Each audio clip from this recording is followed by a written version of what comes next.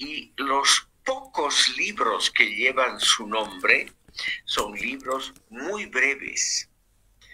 La dialéctica de la ilustración, la obra cumbre de la Escuela de Frankfurt, está escrita entre los dos, entre Horkheimer y Adorno, pero estudios sobre todo de estilo y otras cuestiones lingüísticas nos han demostrado que aproximadamente el 70 a 75% de esta obra es de Adorno y no tanto de Horkheimer.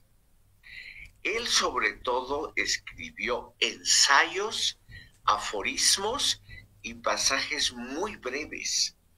El estilo de él, un estilo claro y luminoso, totalmente diferente al estilo barroco y enrevesado de Marcuse, pero de alguna manera se complementaban muy bien.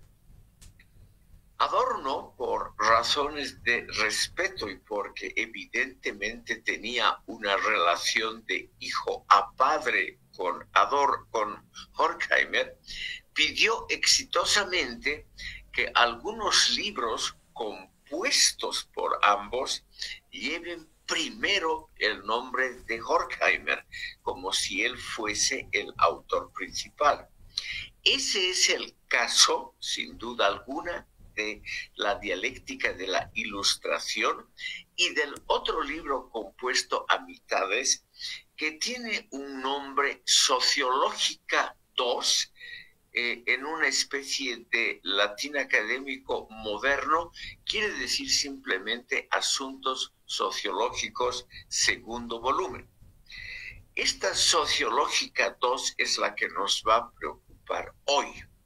Les voy a relatar el contenido de algunos ensayos de Horkheimer, importantes para Adorno y para toda la escuela, porque tanto Adorno como los otros miembros consideraron a estos ensayos, escritos entre 1940 y 60, como ensayos canónicos, es decir, que tenían fuerza normativa dentro de esta corriente filosófica.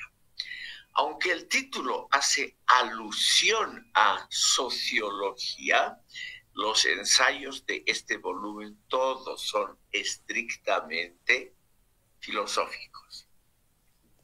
Vamos a comenzar, estimado público, con el primero. Max Horkheimer compuso un ensayo que se llama Marx hoy. En este ensayo, él fija su posición y la posición de toda la escuela de Frankfurt con respecto a la gran teoría de Marx. Por ello, este ensayo ha sido considerado como uno de los ensayos centrales de toda esta corriente filosófica. Marx hoy, el título, es un texto citado innumerables veces por todos los miembros de la escuela, obviamente también por Adorno, y además es un texto que ha tenido mucha influencia sobre la filosofía social alemana y me atrevería a decir parcialmente europea en la segunda mitad del siglo pasado. Como les decía, el estilo de Horkheimer es muy diferente a Adorno. Horkheimer era conocido como un brillante pedagogo. Sus clases eran muy visitadas, las pocas clases que dio en su vida eran muy visitadas y él tenía fama de explicar fácilmente problemas complejos. Y este es, estimadas y estimados oyentes, el carácter general de este ensayo que vamos a tratar inmediatamente. Marx hoy tiene dos lados, dos partes. Una donde Horkheimer critica los rasgos que a él le parecen anacrónicos o simplemente no utilizables de la teoría de Marx en la actualidad de su momento. Y la segunda parte, él explica lo positivo, lo rescatable, es decir, lo permanente para hoy también de la doctrina marxista. Este ensayo, Marx hoy, está por ello totalmente contrapuesto al llamado marxismo institucional. Como creo haberles contado, marxismo institucional es el nombre que la Escuela de Frankfurt y muchos pensadores como Georg Lukács, Karl Korsch y otros han dado al marxismo que estaba respaldado por una gran potencia, por la Unión Soviética. Y esta denominación quiere decir hay una serie de instituciones editoriales, universidades, etcétera, que se dedican a propalar, a consolidar y a desarrollar un marxismo estrictamente fiel a las teorías de Marx, Engels y Lenin. En cambio, el marxismo que la Escuela de Frankfurt cree rescatable son solo fragmentos y en general con excepciones solo de Karl Marx, dejando a un lado, como hemos visto, la teoría engelsiana. Paso muy brevemente a mostrarles, estimado público, cómo procede el pedagogo Horkheimer. Él empieza criticando algunos puntos esenciales de Marx. Y el punto central es el siguiente. Es una teoría tomada de Karl Korsch, de quien ya hemos hablado, el gran renovador del marxismo, quien en 1923 publicó Marxismo y Filosofía, fue expulsado del Partido Comunista Alemán por esta obra, pero tuvo una influencia muy grande por lo que posteriormente se llama el marxismo crítico o marxismo occidental. Siguiendo a Korsch, lo primero que Horkheimer nos dice es lo siguiente. La teoría marxista es estrictamente una teoría histórica, como la concibió el propio Marx. Pero Horkheimer aclara esto, tal vez, en un término y en una dirección que no gusta a muchos. Y él nos dice, siguiendo a Korsch, una teoría histórica es una teoría que depende del desarrollo histórico, cultural, político, etc. Es decir, que no es independiente de la propia historia. Y esto significa, nos dice Horkheimer en buen alemán, esto significa que la teoría ha valido para la época en que fue formulada.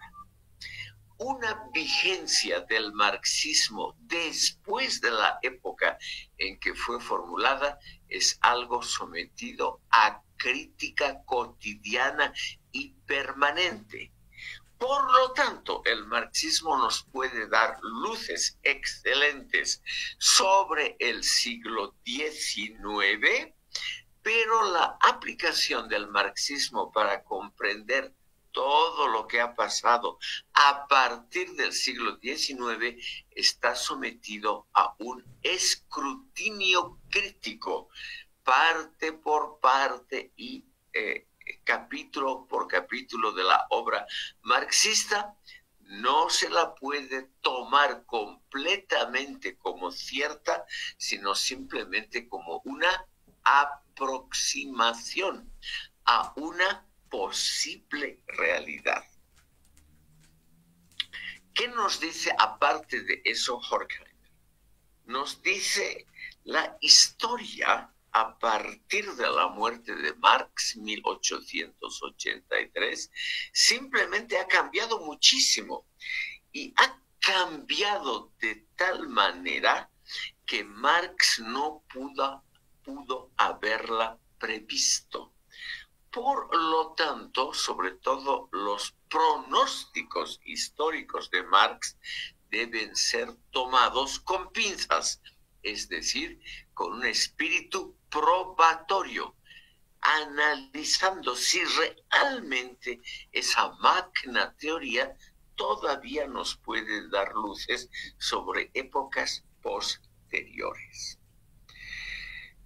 Horkheimer dice al pie de la letra: la historia habría caminado simplemente por sendas diferentes a las pensadas por Marx, y por lo tanto el valor pronóstico se ha reducido notablemente. Él retoma lo que ya hemos visto de Eduard Bernstein, sobre todo dos grandes teoremas de Marx dirigidos al futuro: la pauperización creciente del proletariado y la polarización de clases, dejando de lado a las clases medias, no se han realizado. Y esto, según Horkheimer, son pronósticos que tienen que ver con el corazón de la teoría marxista. Es decir, son conclusiones que realmente tienen que ver con el núcleo del pensamiento de Marx.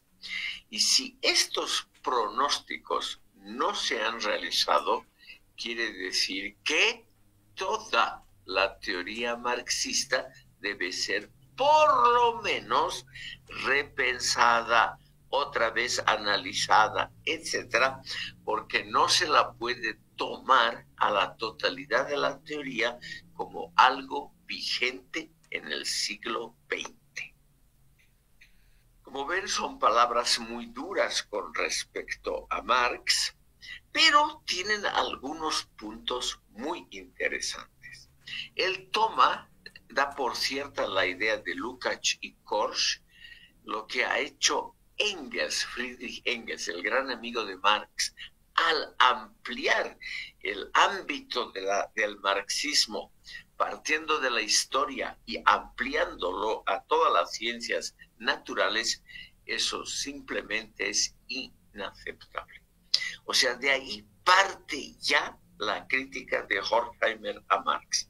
No se puede aceptar de ninguna manera la ampliación del marxismo a temas y asuntos de las ciencias naturales.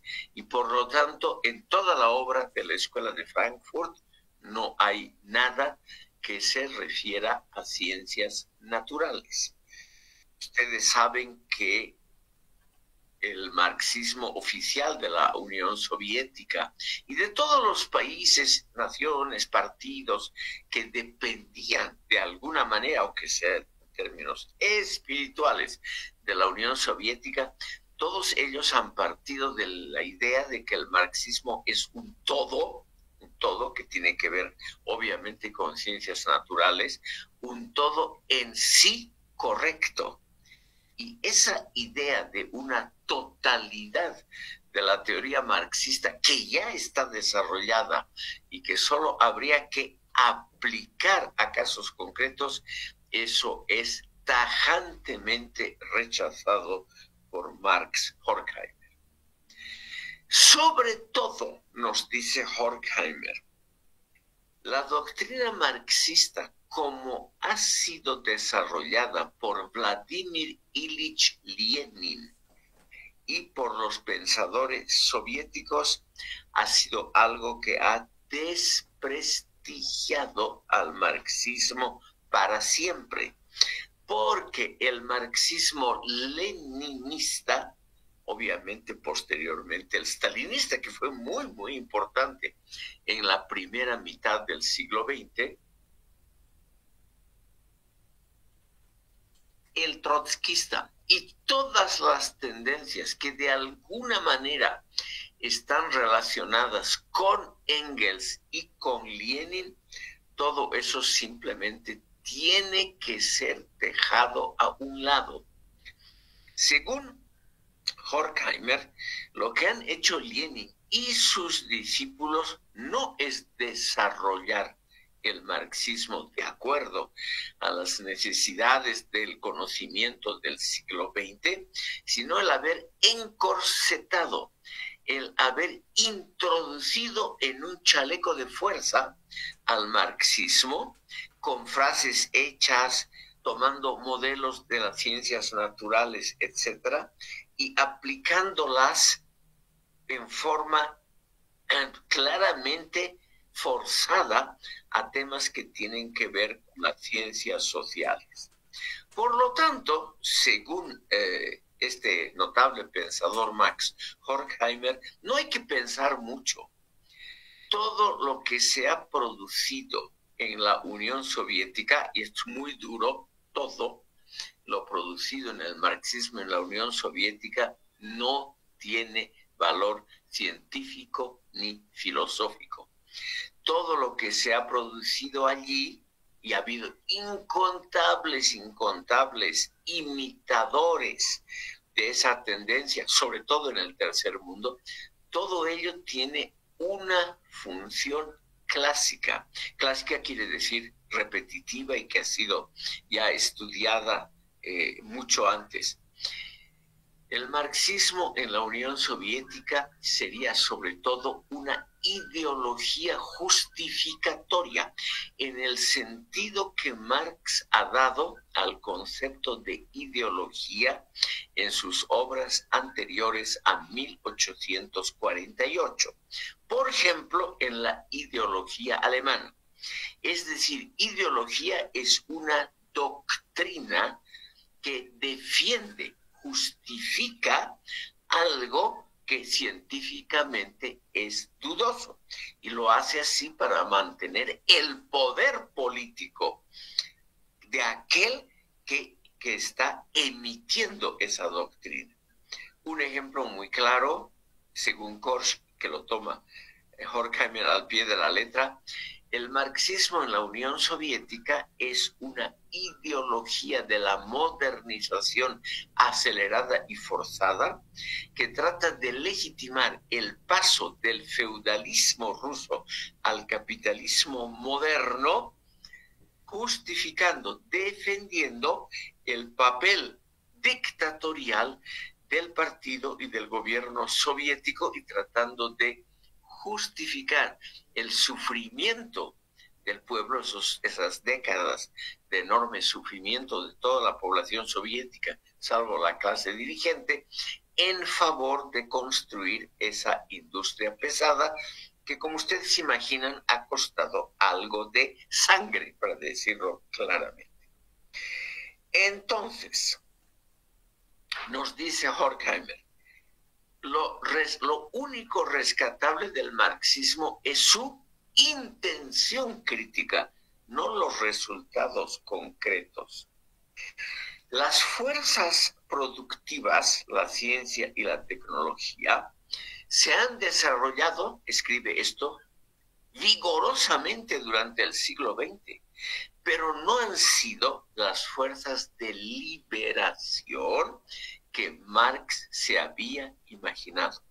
Por lo tanto, y este es un punto esencial para la teoría, para toda teoría filosófico-política hoy, Horkheimer nos dice, en la teoría marxista clásica, las fuerzas productivas son lo positivo, lo que hace avanzar la historia, a veces constreñidas por las relaciones de producción.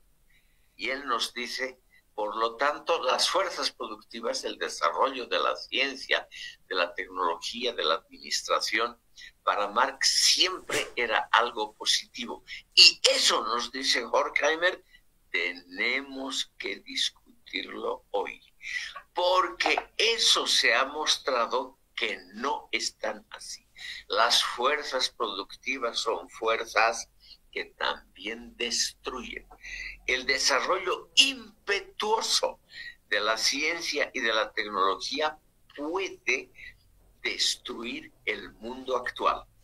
El estimado público es lo que hoy llamaríamos un ecologista. es decir, alguien que piensa también en los problemas del medio ambiente.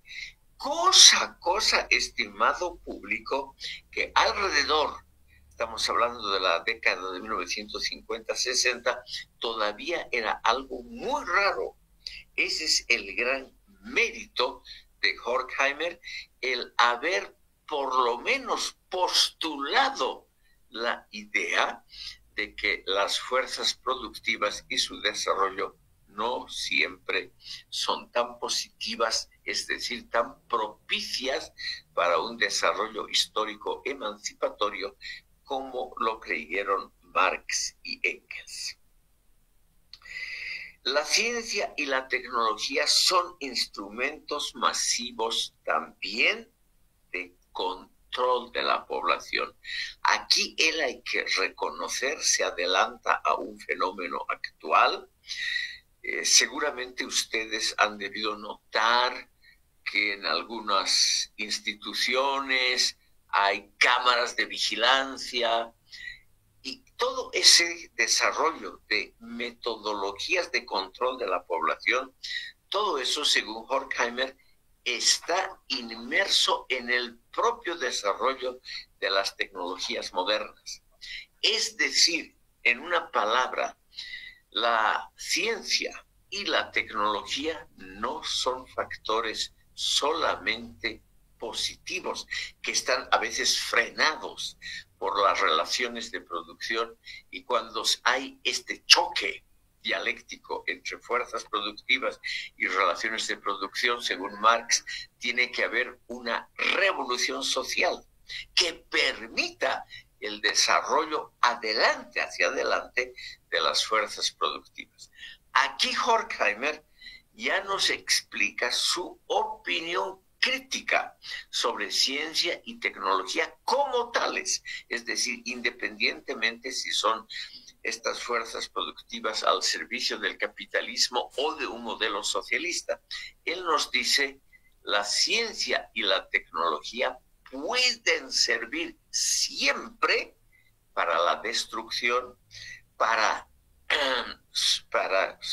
consolidar regímenes totalitarios y, sobre todo, aún en regímenes democráticos, pueden servir para inventar tecnologías de control social. Él se adelanta a lo que hoy es lo más usual. Por ejemplo, en un país muy avanzado y que para muchos es el faro que guía al mundo, la República Popular China, hay cámaras de control en todas las calles, en todos los poblados chinos.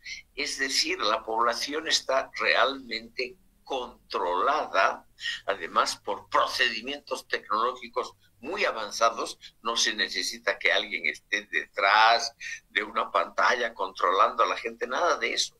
Todo eso hoy se hace mediante procedimientos técnicos.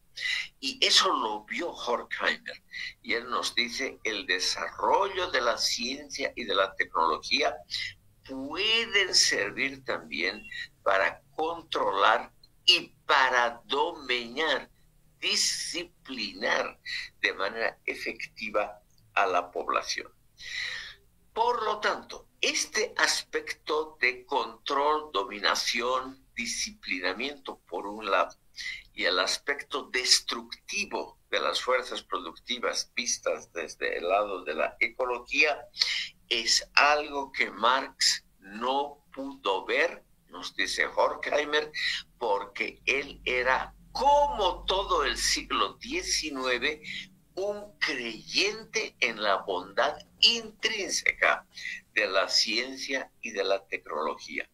Y solamente en uno que otro pequeño pasaje sin importancia, Marx a veces parece darse cuenta del potencial destructivo y disciplinario de la ciencia y de la tecnología.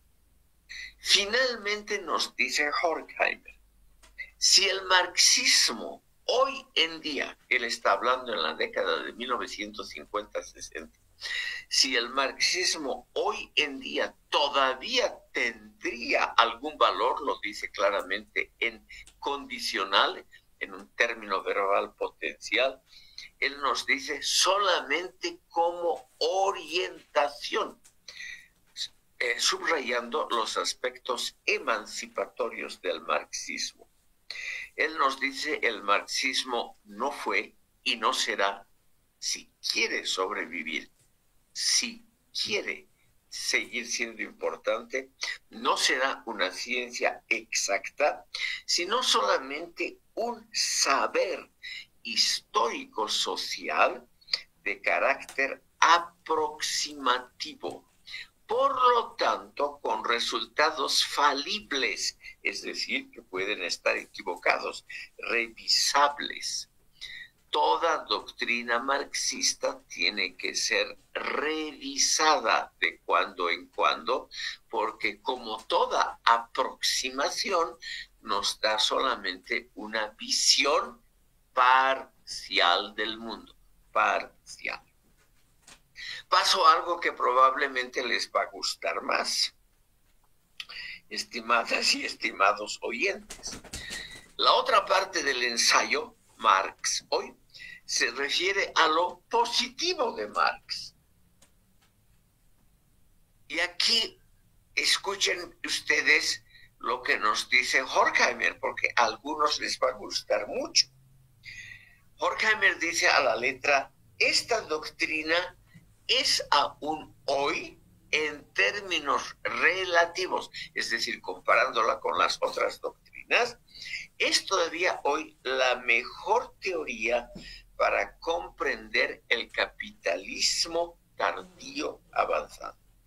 Pese a todas sus limitaciones, el marxismo todavía nos puede explicar cómo funciona el capitalismo tardío, es decir, el capitalismo se refiere a la segunda mitad ya del siglo XX. La economía liberal, nos dice Horkheimer, no funciona sin la intervención poderosa del Estado, porque evidentemente, como Marx predijo, aquí se apoya en Marx, el capitalismo siempre va a ingresar a crisis cíclicas y el Estado va a tener que salvar al capitalismo y a los intereses privados. Por lo tanto, él nos dice, Marx ha acertado, mostrándonos, por ejemplo, la centralización progresiva de las fuerzas productivas de un país. Él nos dice la tendencia a la formación de monopolios, sobre todo en las grandes industrias, realmente sigue un patrón que Marx lo ha especificado muy clara y además muy exitosamente en El Capital. También nos dice, Marx vio que en este mundo del capitalismo avanzado, la autonomía individual se vuelve cada vez más insignificante. En eso, nos dice Horkheimer, Marx tuvo completamente razón. Pero, en lo que ha fallado es creer que el proletariado iba a ser la clase universal, que siendo la más sufrida, la que tiene que llevar adelante todas las alienaciones modernas, se va a emancipar de ellas y va a emancipar al resto de la sociedad. Ahí nos dice, hay que revisar algo el marxismo, porque no va a pasar seguramente esa formación de una clase universal cuya emancipación sea la emancipación completa de toda la humanidad. Horkheimer propone entonces, estimado público, de todas maneras, y esto es muy positivo para el marxismo, propone que la teoría marxista, con todas sus escuelas y todos sus desarrollos posteriores, sea algo, escuchen bien, porque es muy interesante lo que propone, sea algo que se convierta en cursos habituales en colegios secundarios y en universidades, porque es una teoría fundamental para comprender el mundo actual, pese a sus limitaciones. Ese es el texto, estimado público, resumido muy rápidamente de la obra, del ensayo Marx hoy. Y evidentemente, como ustedes han podido ver, es un texto que es muy interesante, y esa división entre un Marx positivo que todavía tiene vigencia y un Marx que ya no nos sirve, eso ha sido mantenido hasta hoy por los representantes que quedan de la Escuela de Frankfurt.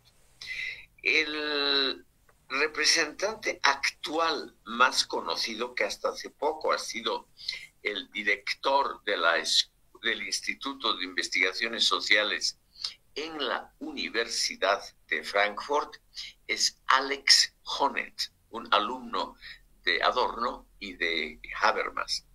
Este Alex Honneth, estimado público, no lo podemos llevar porque ya no tiene que ver prácticamente con Adorno, pero es el que realmente hoy, el que más ha desarrollado esa teoría de un dualismo en el marxismo, es decir, la existencia de algo rescatable frente a la existencia de teoremas, análisis que están desfasados por la historia y que ya no se los puede usar ni tomar muy en serio hoy. Es algo que ha permanecido todavía. Por eso les decía al comienzo que este breve ensayo llamado Marx hoy ha tenido realmente una influencia canónica, es decir, decisiva, que sienta líneas maestras teóricas para la Escuela de Frankfurt hasta hoy. Estimado público, Max Horkheimer publicó también una obra que asimismo es considerada como de extrema importancia formativa y pedagógica, y a la cual también todos sus discípulos, incluyendo Adorno, le tuvieron un gran respeto. El ensayo se llama, todos son ensayos, ya él no escribió ningún libro. El ensayo se llama La teoría crítica ayer y hoy. Y también, obviamente, la teoría crítica ayer y hoy también tiene el mismo carácter pedagógico que el escrito comentado hasta ahora.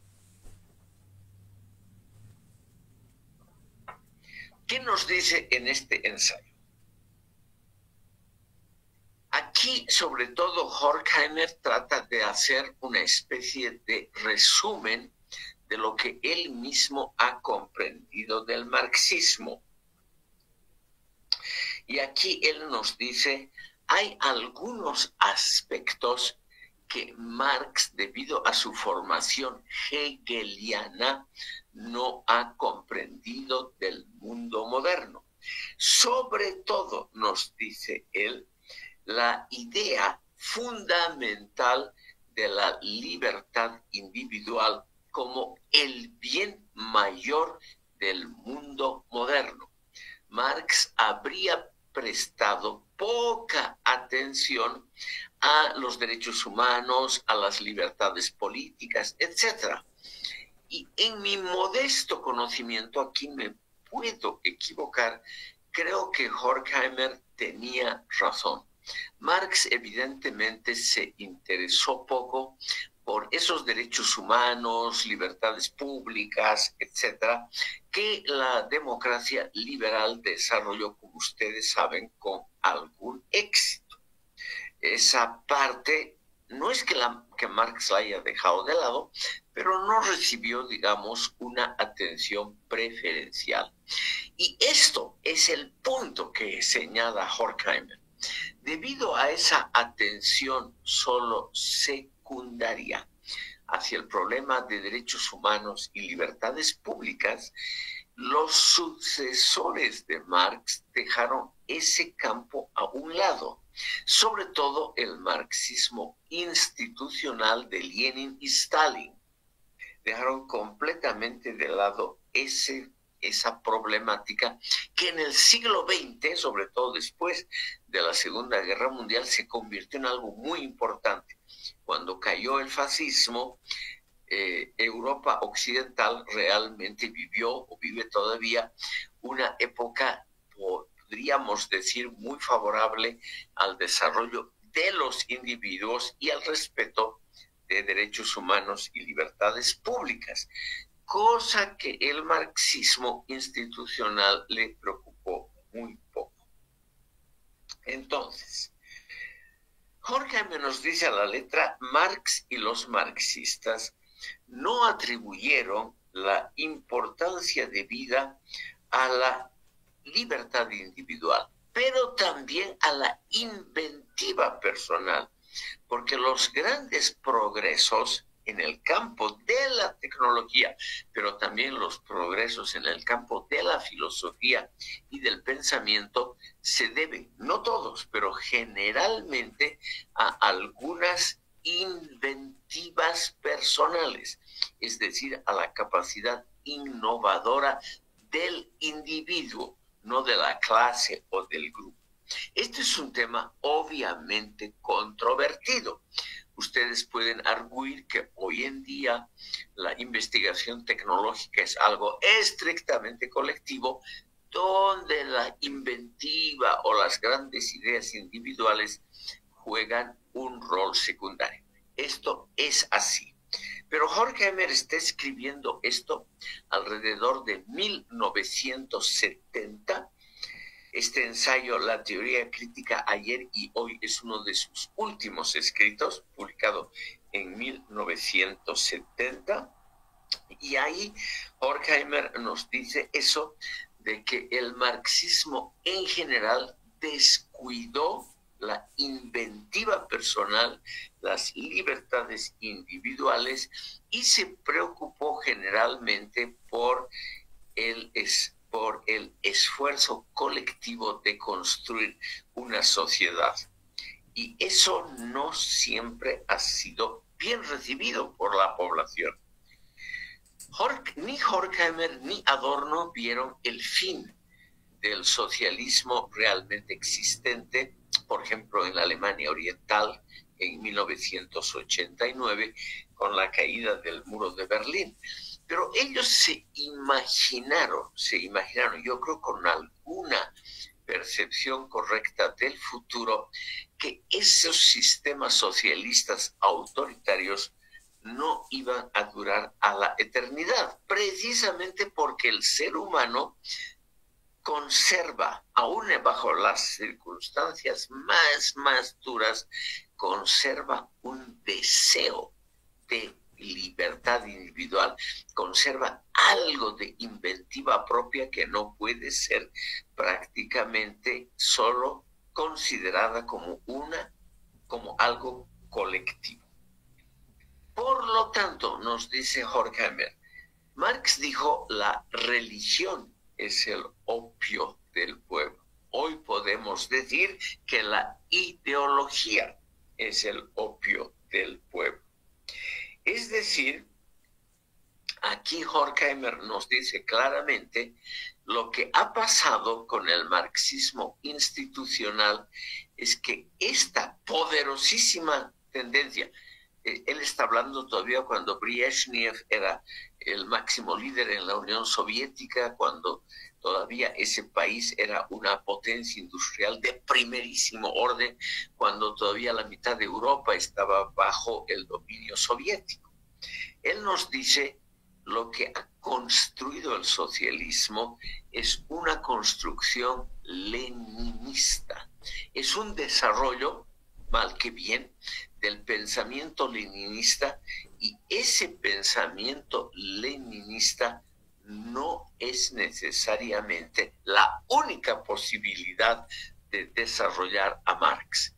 Podemos desarrollar un marxismo que se combine con la evolución de las ciencias sociales, con el pensamiento crítico, y que sea solo nos dicen una palabra difícil de traducir, una Baustein, en alemán significa una piedra angular, un ladrillo importante en la construcción. El marxismo debe ser considerado siempre un ladrillo, una piedra, un elemento importante en las ciencias sociales, pero un ladrillo, no la totalidad de una pared, de una construcción, de un edificio, solamente uno de los elementos de la teoría social. Y él termina este brevísimo ensayo con dos cosas interesantes que las vamos a ver ahora. Él cree que aparte de Marx hay que reconsiderar la enorme importancia, según Horkheimer, de un filósofo más o menos olvidado del siglo XIX. Me refiero, estimado público, a Arthur Schopenhauer. Aquí por las dudas les he puesto en la pizarra del chat este nombre, que en general es un filósofo, lo podríamos hoy, en comparación con Nietzsche, su sucesor, o con Hegel, Marx y compañía, un filósofo menor. Pero el gran mérito, yo creo, pudiendo equivocarme, el gran mérito de Horkheimer es haber redescubierto a Schopenhauer como una complementación de un marxismo crítico. ¿Por qué? Porque Schopenhauer nos enseña un pesimismo histórico. Y aquí viene el gran aporte de Max Horkheimer. Nosotros no necesitamos, a la vista de Auschwitz, de los campos de concentración soviéticos,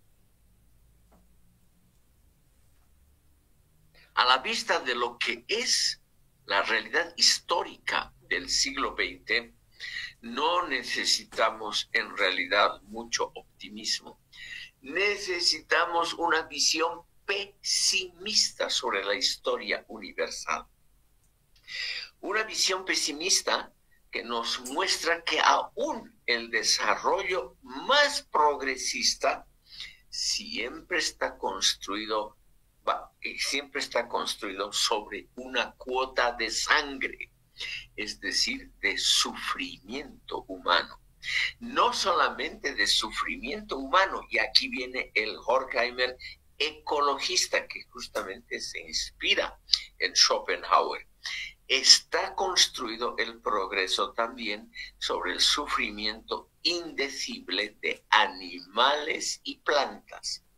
Por las dudas, si es que hay algún vegetariano entre ustedes que puede protestar y decir, nosotros los vegetarianos no matamos animalitos y no comemos la carne de esos hermanos nuestros, aquí Horkheimer nos dice, los vegetarianos, simplemente para sobrevivir, destruyen también cada día millones de elementos de vida, de elementos de plantas.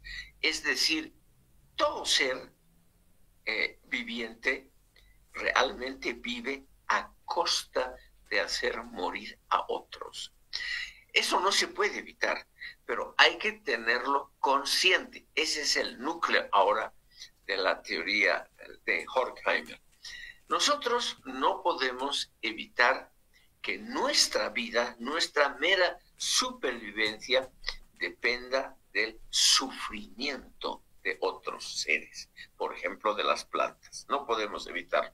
Pero por lo menos tenemos que tener conciencia de que cada minuto que vivimos es a costa del sufrimiento de alguna vida extraña a nosotros. No lo podemos evitar, pero si tenemos conciencia de eso, podemos reducir el impacto de destrucción. Y esto, estimado público, no está mal, pensando aquí en el siglo XXI, en el gigantesco impacto que el ser humano, al tratar simplemente de sobrevivir, produce Por ejemplo, en el caso boliviano, avanzando cada día la frontera agrícola, incendiando los bosques tropicales, etcétera, etcétera. Entonces, aquí viene un personaje que ya en el siglo pasado, en el siglo XX, ya tuvo elementos proecológicos, es decir, no se puede conservar todo, pero por lo menos tratar de que el daño sea mínimo, o sea, que se pueda limitar. Schopenhauer, nos dice Horkheimer, nos enseña el amor a las víctimas, es decir, a los animales y a las plantas. Y por ello, Schopenhauer tiene que ser un elemento de una teoría social contemporánea. Estimado público, como les decía, aquí les voy a poner el título.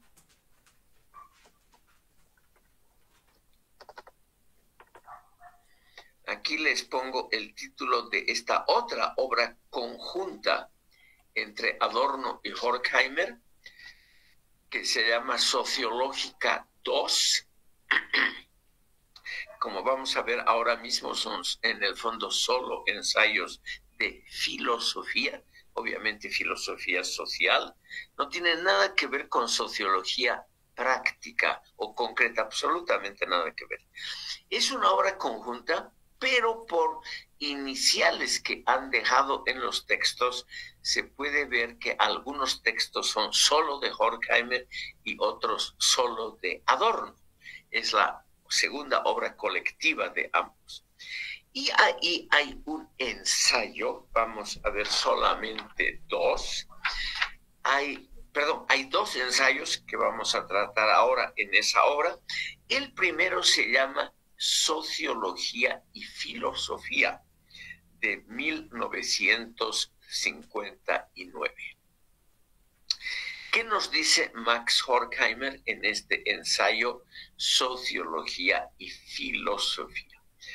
Nos dice lo siguiente: la teoría social que se deriva de la escuela de Frankfurt es el vínculo entre la filosofía clásica y la sociología moderna. Un vínculo esencial, porque hoy, eso lo hemos tratado ya en la primera sesión, porque hoy la filosofía no puede vivir de sí misma. Es decir, la filosofía no puede vivir hoy, nos dice Horkheimer en 1959, no puede vivir sola y exclusivamente de revivir y otra vez volver a remasticar, usa esa palabra, volver a usar otra vez conceptos clásicos de las disciplinas más tradicionales de la filosofía, como la metafísica, la ontología, la lógica, la gnosiología, etc. Tiene que vivir la filosofía del contacto con las ciencias sociales. Y él nos dice, tenemos un ejemplo clásico de ello, que es el marxismo, que se ha precisamente formado con la discusión entre, por un lado, la dialéctica hegeliana y los conocimientos de la economía política de su tiempo.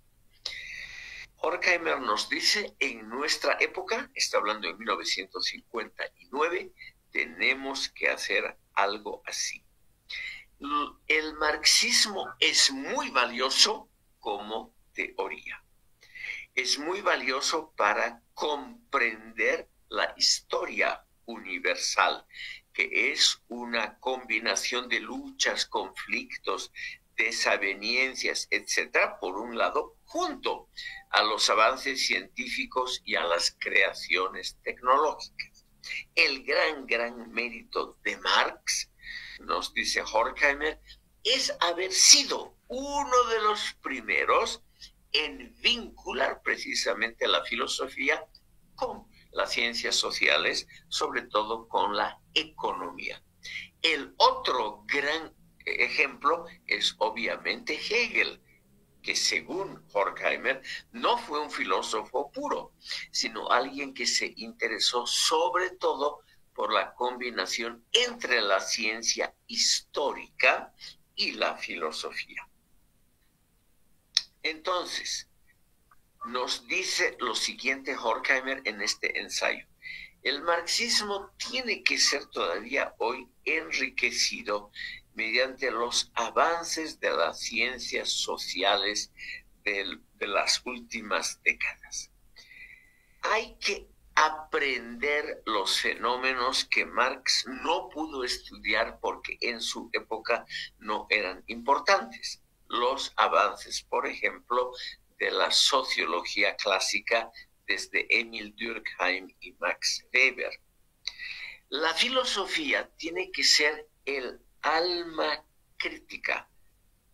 Es más, dice a la letra, tiene que ser la filosofía el corazón emotivo de las ciencias sociales.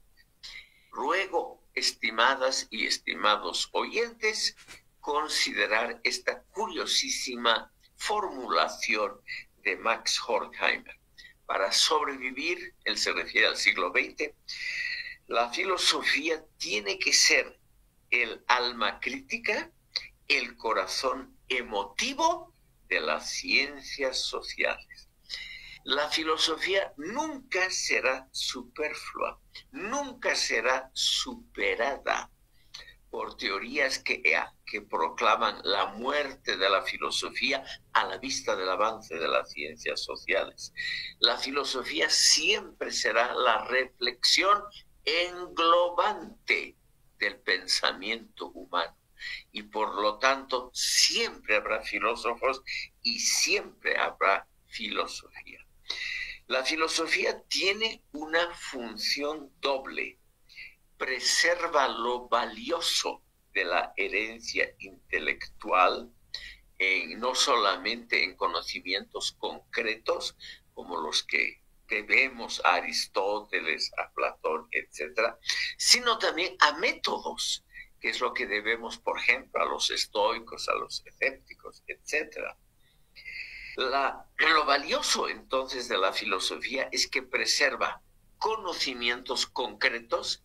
Por ejemplo, todo lo que han producido los estoicos, los escépticos, etcétera, que nos ayudan a comprender mejor el muy complejo comportamiento social y político de los seres humanos, pero también algunos notabilísimos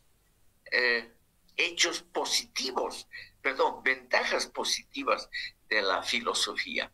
Por ejemplo, lo que Platón nos ha explicado en el banquete o en el Fedro, que son realmente, para Horkheimer, obras de vigencia eterna. La filosofía, por lo tanto, siempre va a ser valiosa y siempre va a existir, aunque tal vez numéricamente reducida, pero siempre va a existir porque nos inspira a conocer algo más. Ese es el valor esencial de la filosofía. Es un pensamiento siempre trascendente, va más allá de los meros conocimientos de las ciencias naturales, que son en el fondo la revelación para nosotros humanos de lo que es el mundo físico. Pero la filosofía nos enseña sobre todo a dar sentido a las actividades humanas. Y por lo tanto, lo que va a pervivir de la filosofía es el impulso crítico que existe por lo menos desde Sócrates. Ese impulso crítico es la gloria de la filosofía y lo que hace que, pese a todas las críticas de que es una cosa inútil, que el avance de las ciencias ha hecho inútil la filosofía, todo eso nos dice es pura defensa de cientistas sociales que no conocen bien la totalidad de la historia del pensamiento humano.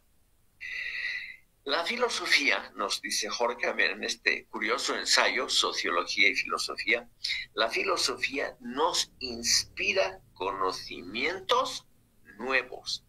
Nos inspira conocimientos nuevos porque nos hace ver lo criticable del presente. Y también nos inspira métodos porque evidentemente el buen filósofo reflexiona cómo hay que comprender la realidad. Nos ahorra repeticiones innecesarias. Él cree, por ejemplo, es de 1959 este ensayo, él cree que la filosofía soviética marxista, que toda estaba traducida en alemán y en castellano en la época, las editoriales soviéticas de ese momento, estimado público, realmente ya publicaban absolutamente todo lo que los filósofos soviéticos producían. Konstantinov, Shishkin, Arkangelsky y otros que la historia los ha olvidado totalmente. ¿Y por qué los ha olvidado? Los ha olvidado porque no eran innovadores. Esa es la crítica de Horkheimer al marxismo institucional. Permítame un brevísimo paréntesis. Estos filósofos soviéticos, el más famoso de ellos era Konstantinov, por las dudas les voy a escribir el nombre.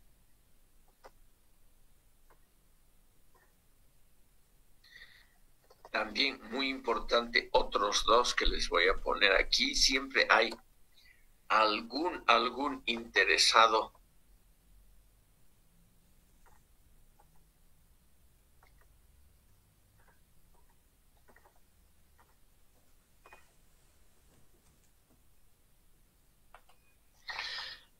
Aquí tienen ustedes a tres muy famosos en los años de los cuales habla Horkheimer, en la década entre el 40 y el 70, muy famosos, porque eran sin duda alguna también grandes compiladores y sistematizadores.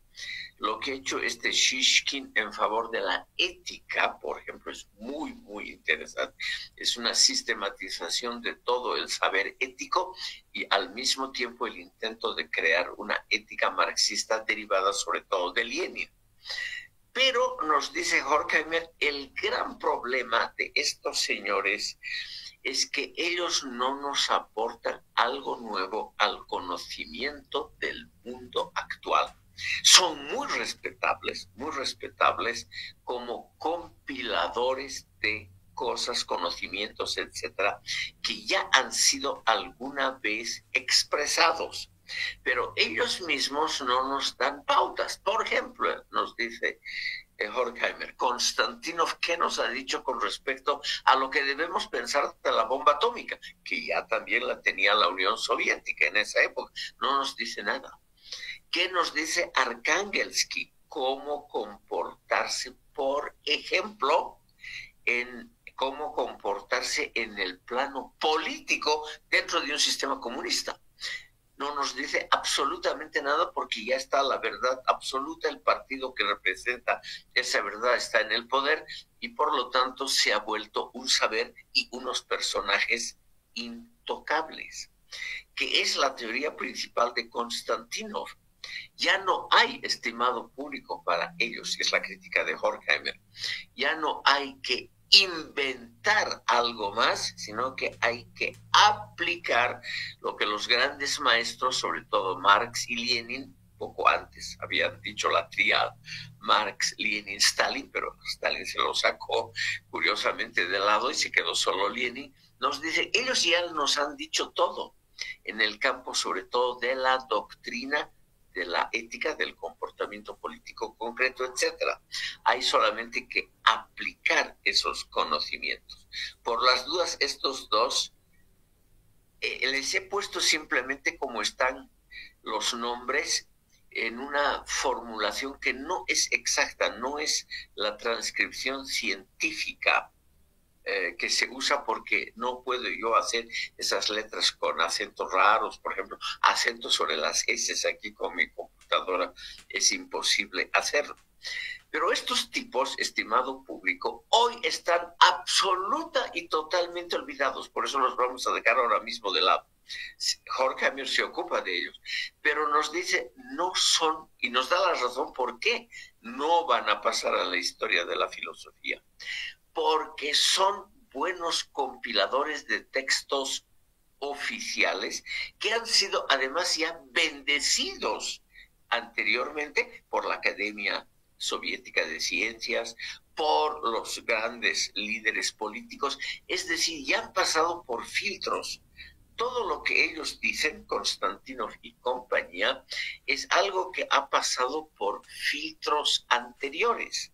No son obras originales, sino son obras en las que se nota muy claramente que son obras pedagógicas para masas que no tienen que pensar por cuenta propia, sino repetir fielmente lo que se les enseña de arriba.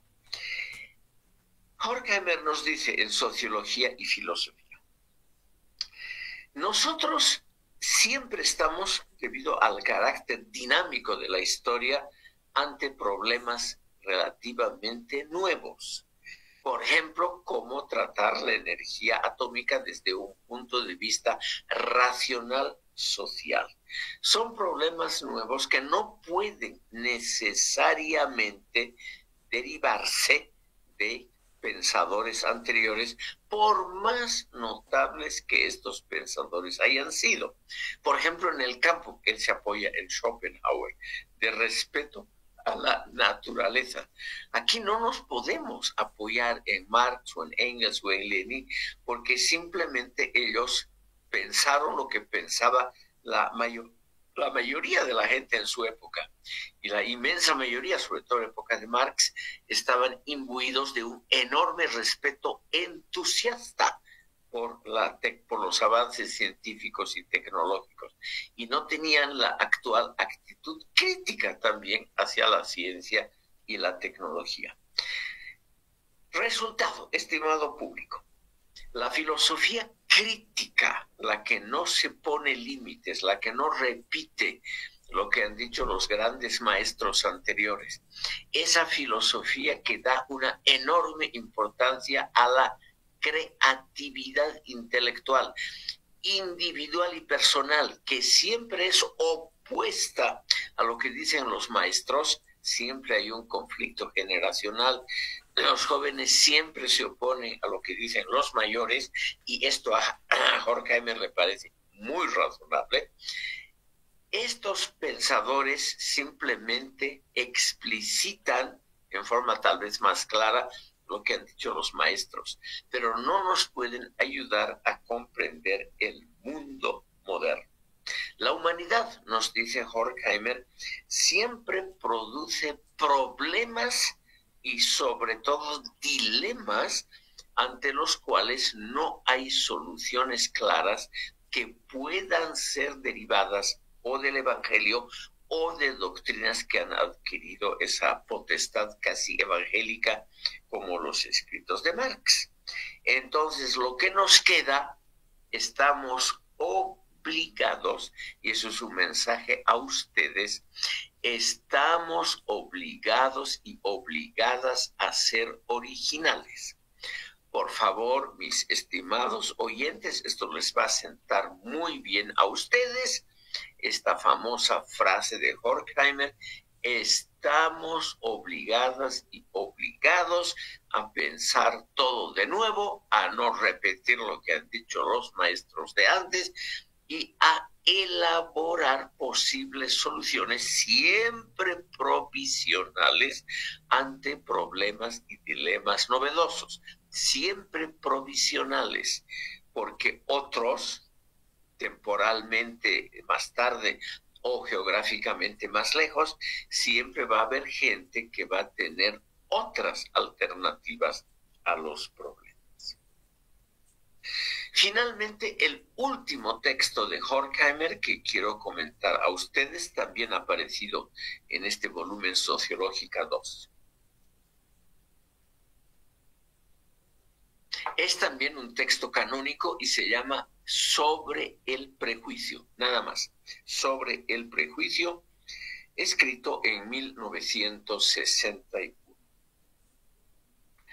Horkheimer nos dice, hay que volver a repensar cómo lo hizo Francis Bacon, el gran filósofo y científico británico, que seguramente ustedes lo tienen en el recuerdo, el autor de la famosa utopía La Nueva Atlántida y el padre del empirismo como corriente filosófica en el siglo XVII.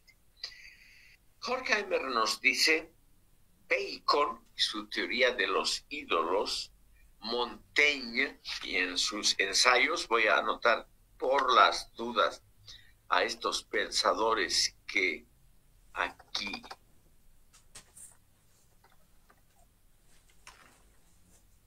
un segundito, es cosa de unos minutos. Estos dos. Perdón, vuelvo a empezar. ¿Qué nos dice Horkheimer en su ensayo sobre el prejuicio? Hay que volver a los conocimientos olvidados que nos han preservado pensadores como Francis Bacon, Michel de Montaigne, el duque de la Rochefoucauld, etc., porque son ideas muy originales e importantes para vencer algo, nos dice Horkheimer, que en el siglo XX sigue tan vigente como antes: el prejuicio colectivo, el prejuicio social. Él está pensando naturalmente en lo que tuvo que vivir en la Alemania nazi, en la Alemania fascista de Hitler, donde la inmensa mayoría de la población se aferró a un prejuicio, es decir, a un juicio antes de la experiencia, a un prejuicio social.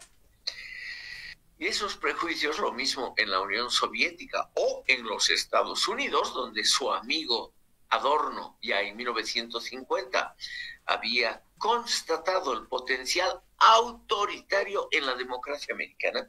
Él nos dice, tenemos que volver a estudiar los prejuicios desde un punto de vista filosófico que considere los avances de las ciencias sociales. Los prejuicios, nos dice, como lo vio Bacon, Montaigne y la Rochefoucauld, están fuertemente enraizados en las tradiciones de toda sociedad. Y aquí viene el problema. Enraizados en las tradiciones más queridas de la sociedad respectiva, en las tradiciones que son parte de la identidad y por ello difíciles de ser percibidos como prejuicio. Un prejuicio que es parte de la identidad colectiva es algo naturalmente casi imposible de ser discutido colectivamente. Siempre hay naturalmente círculos pequeños de pensadores, filósofos, estudiantes de filosofía como ustedes, que se dan cuenta de los prejuicios colectivos. Pero viendo lo que ha pasado en la Alemania nazi, en la Unión Soviética y en el potencial autoritario de los Estados Unidos, Max Horkheimer nos dice, hay la tendencia a que la identidad colectiva realmente se conforme en base a prejuicios sociales, que como son parte de la identidad, obviamente no son vistos como problemáticos, como dilemáticos, sino que son vistos como partes constructivas, como partes edificativas de la identidad social. Hay factores religiosos en sociedades como las islámicas, hay factores históricos, como por ejemplo nos dice en la Unión Soviética, él está escribiendo en 1961, imposible criticar a Lenin y a lo que sea, cómo se ha construido la Unión Soviética, porque es parte de la identidad y por lo tanto de los prejuicios colectivos. Es imposible criticar en los Estados Unidos, por ejemplo, si un análisis, si la libre empresa es tan positiva a largo plazo como se cree. Es decir, hay poderosísimos prejuicios sociales que deben ser criticados por los filósofos, porque esa es la labor de la filosofía, criticar los prejuicios, como nos han enseñado estos tres que los mencionan, específicamente Bacon, Montaigne y La Rochefoucauld, porque no son filósofos hoy importantes, han sido olvidados y sin embargo nos tienen mucho que decir. Bacon sobre la teoría de los ídolos son los prejuicios sociales fuertemente enraizados. Montaigne sobre la facilidad increíble con la que creemos lo que nos conviene a corto plazo y no lo pensamos a largo plazo. Y La Rochefoucauld, que es el precursor del psicoanálisis y que nos muestra cómo el amor propio, el amor a uno mismo, nos impide ver la totalidad social. Entonces, estos filósofos, que no mucha importancia, es lo que nos dice Horkheimer. Hoy en día, el artículo es de 1961, los ídolos de Bacon, los ensayos de Montaigne, los famosos aforismos de La Rochefoucauld no tienen un lugar adecuado en el estudio de la filosofía. Y eso nos dice, es una pena, porque se trata realmente de pensadores de primer nivel que precisamente han sido no rechazados, pero olvidados, porque lo que tienen que decirnos va en contra de nuestros propios prejuicios. Nosotros creemos, por el avance de las ciencias sociales y de las naturales, que sabemos mucho más que Bacon y Montaigne y obviamente La Rochefoucauld. Creemos que sabemos mucho más. Y al creer eso, nos estamos eximiendo de instrumentos críticos para pensar mejor. Lo grave de los prejuicios, reitero, es que son aceptados por las víctimas de los mismos. Uno ama la cárcel donde tiene que estar largo tiempo. Y esas cárceles sociales, para Horkheimer, son, por ejemplo, la escuela, la universidad, el partido, la burocracia estatal donde uno tiene que trabajar, etc. Por ello nos dice, es muy difícil que uno se deshaga completamente de algunos prejuicios que además, esos prejuicios nos ayudan a vivir sin grandes problemas en el mundo que nos ha tocado. La persona que sigue los prejuicios de su mundo es en general una persona exitosa.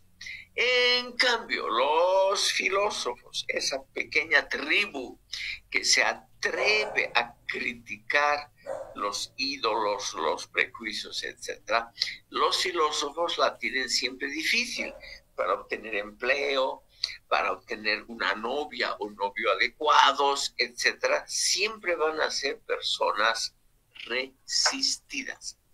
Pero él nos dice, y este es lo que yo quiero transmitirles a ustedes, eso es lo bueno precisamente, el hecho de que existan filósofos y todavía carreras de filosofía que ayuden efectivamente a criticar el medio ambiente y lo que más nos gusta. Justamente eso es lo bueno, porque así solamente se aprende. Se aprende solamente criticando lo que uno más ama. Este es el mensaje, que en parte es un mensaje muy triste, hay que criticar lo que uno ama, estimado público. A nadie le gusta eso, uno quiere amar, uno quiere confiar en lo que uno quiere. uno quiere sobre todo tener una base sólida. Y este pensador nos dice, no, lo que hay que precisamente poner en duda son esas bases de las cuales provenimos. Esas bases deben ser criticadas. Estimado público, estamos cerca de terminar la primera parte de esta sesión. Reitero solamente lo del principio. Con esto habríamos concluido de ver a Horkheimer. Todo esto, el asunto de los prejuicios, cómo hay que situarse frente al marxismo soviético, al marxismo institucional, todo eso tuvo una influencia muy grande sobre Adorno. No siempre una experiencia explícita. Por ejemplo, Adorno no escribió absolutamente nada ni criticando al marxismo soviético. Y él lo explicó en varias entrevistas porque ya se había hecho ese trabajo. Ya lo habían hecho otros, entre ellos Horkheimer, y por lo tanto no había necesidad de repetirlo. Entonces vemos aquí que la influencia muchas veces es una influencia que no se nota a primera vista, porque el influenciado, en este caso Adorno, no dice me voy a saltar este tema porque creo que ya está estudiado, me apoyo en ello, pero ya no lo explicito claramente. Sin duda alguna, la influencia que ha tenido Horkheimer sobre Adorno ha sido la más fuerte en la vida de Adorno. Él, hasta el fin de su vida, siempre consideró que Horkheimer era su maestro, pese a que probablemente hoy podemos decir que la influencia de la filosofía adorniana es mucho mayor a nivel mundial que la filosofía horkheimeriana. Pero no hay duda, estimado público, que Horkheimer nos puso una base, o le puso a Adorno una base sobre la cual Adorno pudo después construir. Esa base, estimado público, era también una base material. Y por ello es que debemos ver ahora un tema muy brevemente, un tema personal un poquito desagradable. Este tema personal tiene que ver, todo ser humano tiene que vivir, tiene que ver con finanzas, con el manejo de dinero y también tiene que ver con el manejo de poder que se deriva del dinero. Hasta 1938 Adorno vivió en Europa. Hasta 1933-34 en Alemania, y luego él pasó unos años en Gran Bretaña, sobre todo en Oxford, donde Adorno no pudo hacer carrera. Imagínense ustedes perder 4 años de la vida, como lo hizo Adorno en Oxford, y no ser realmente bien visto, admitido, no tener un puesto, ni siquiera un puesto bien pagado, etcétera. Una vida en realidad no dura, porque él tenía dinero, no dura, pero una vida que no era reconocida en su talento. En 1938, Adorno se va definitivamente a Estados Unidos, a New York, donde está el resto de la escuela de Frankfurt. En un mensaje en nuestra red de WhatsApp, les he enviado una lista de las personalidades, todas ellas muy importantes, todas ellas con un claro distintivo individual, que componían el núcleo de esa primera escuela de Frankfurt, de ese primer grupo. Y ahora mi deber es mostrarles a ustedes muy rápidamente las interrelaciones de Adorno con esa gente. Ya hemos visto la relación con Horkheimer que se convierte en una relación muy personal. Pero eso se debe, estimado público, a que Adorno, el más joven de ellos, el que parecía el más inofensivo, logra desbancar, o sea, logra desplazar a todos los otros de una relación muy estrecha con Horkheimer, que es, como les decía, el que tiene la chequera, el inspirador, el que hasta el final de su vida siempre fue el, pues, podríamos decirlo, el jefe de la escuela de Frankfurt. Simplemente quiero mostrarles cómo lo logra, y porque todos los otros, sobre todo los que se fueron con Horkheimer a los Estados Unidos, tenían naturalmente una relación más estrecha con Horkheimer que Adorno. Y sin embargo, Adorno termina siendo el preferido de Horkheimer, y con Adorno, Horkheimer escribe lo que él cree que va a ser su gran obra. Él la llama desde muchos años atrás el proyecto de la gran lógica. Él quiere imitar a Hegel, claramente en todas sus cartas. Todas han sido publicadas. Todo lo que les voy a decir está fundamentado sobre todo en el enorme tráfico escrito. En esa época no había los métodos modernos de comunicación, no había correo electrónico ni redes sociales electrónicas, no había nada de eso. Lo que habían eran comunicaciones por escrito. Y como ellos sabían, fíjense ustedes, es un detalle interesante, pese a la guerra, pese a la persecución, pese a los hornos crematorios de Hitler, etc., todos ellos sabían que iban a pasar un poquito a la historia intelectual. Y por ello todos han conservado cartas, notas, hasta notas muy pequeñitas escritas que están en el archivo de la escuela en Frankfurt. Y obviamente en los últimos 30, 40 años se han escrito varias biografías muy detalladas sobre estas personas. Yo les he mostrado, por ejemplo, una biografía de Adorno que tiene más de 1000 páginas, escritas sobre todo con estos testimonios escritos. Por eso, estimado público, sabemos con seguridad cómo ha sido el desarrollo interno ahora de la escuela. Adorno llega a New York y Horkheimer le consigue un empleo. Ese empleo tenía que ver, estimado público, con una apreciación crítica de programas musicales. Les voy a poner aquí el nombre del estudio, que es muy interesante desde el punto de vista de las ciencias sociales.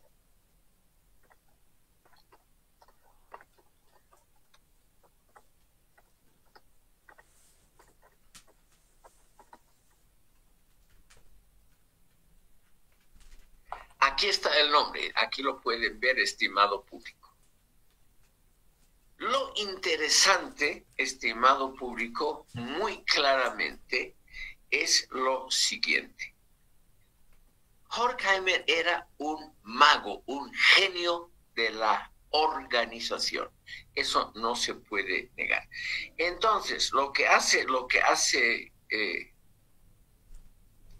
Adorno es aprovecharse, estimado público, de esas habilidades para conseguir fondos adicionales. Porque él se da cuenta, en primer lugar, que ya no existen las empresas de la familia Weil. Ha muerto el viejo Hermann Weil y el hijo Felix Weil se ha dedicado también a una actividad intelectual en los Estados Unidos y ha dejado completamente de lado esas empresas de comercio de granos que hicieron la gran fortuna de ambos. Por lo tanto, estimado público, ya no hay más fondos de la familia Weil. Claro, ha quedado mucho, ha quedado en términos actuales mucho más de 10 millones de dólares, pero se va reduciendo porque la escuela, la gente que está a las órdenes de Horkheimer, son unos 20 intelectuales, todos bien pagados, de los cuales dependen con los familiares, esposas, hijos, unas 50 personas. Entonces, en el fondo, en ese momento, estamos hablando 1938, en el fondo, estimado público, es una empresa, es una institución de 20 personas, de la cual dependen 50, que tienen que ser pagados cada mes. Y Horkheimer está notando que los fondos poco a poco se van acabando. Por lo tanto, le consigue a Adorno un empleo en una investigación de radio. Y esa investigación de radio, estimado público, es muy interesante porque es el primer gran estudio empírico que se produce a nivel mundial. Y el investigador que lo dirige es uno que no tiene nada que ver con la escuela de Frankfurt, pero Horkheimer tiene una relación personal con este investigador austriaco llamado Paul Lazarsfeld. Este hombre es un genio de las encuestas.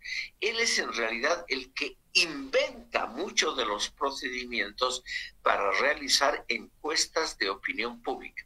Es el gran campeón de la sociología empírica. Es austriaco, pero se va a los Estados Unidos. Allí hace una muy brillante carrera y él es el que produce en realidad toda la teoría para la sociología empírica y produce también claramente algunos proyectos muy interesantes, como el proyecto de investigación de programas radiales que se lleva a cabo en Princeton. Princeton es una ciudad en el estado de New Jersey, muy cerca de New York, donde hay una famosa universidad. Y allí se lleva a cabo un programa, estimado público, en el cual el pobre Adorno tiene que dedicarse a investigación empírica durante 2 años. Y eso les voy a contar inmediatamente ahora, después de una breve pausa de pocos minutos que vamos a hacer, ¿ya? Ahora hacemos una pausa, un descanso pedagógico, y les cuento lo que sufrió Adorno en la investigación empírica concreta en los Estados Unidos para ganarse el pan de cada día. Pequeña pausa.